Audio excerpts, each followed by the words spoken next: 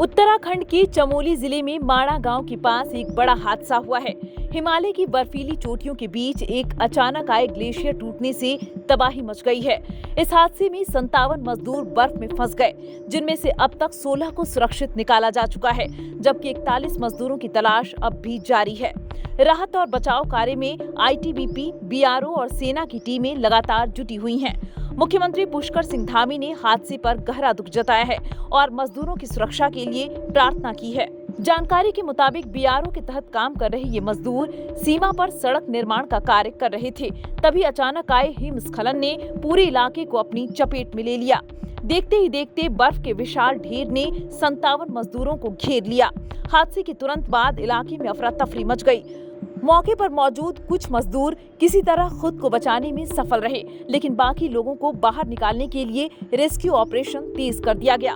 इस भयावह स्थिति में उत्तराखंड प्रशासन ने तुरंत कार्रवाई की।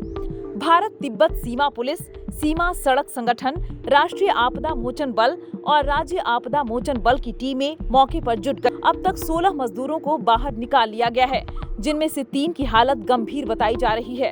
उन्हें सेना के अस्पताल में भर्ती कराया गया है, लेकिन अब भी 41 मजदूर लापता हैं और कड़ाके की ठंड में उनके जिंदा होने की उम्मीदें धीरे धीरे धुंधली होती जा रही हैं।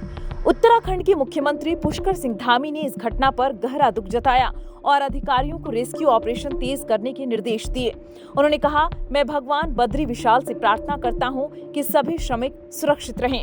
आईटीबीपी और बचाव दल दिन रात मेहनत कर रहे हैं और हमें उम्मीद है कि सभी को जल्द बाहर निकाल लिया जाएगा। भारी बर्फबारी और खराब मौसम राहत और बचाव कार्य में सबसे बड़ी बाधा बन रहे हैं। हिमस्खलन के कारण इलाके में रास्ते पूरी तरह बंद हो गए हैं, जिससे बचाव दलों को घटनास्थल तक पहुंचने में काफी मुश्किलों का सामना करना पड़ रहा है।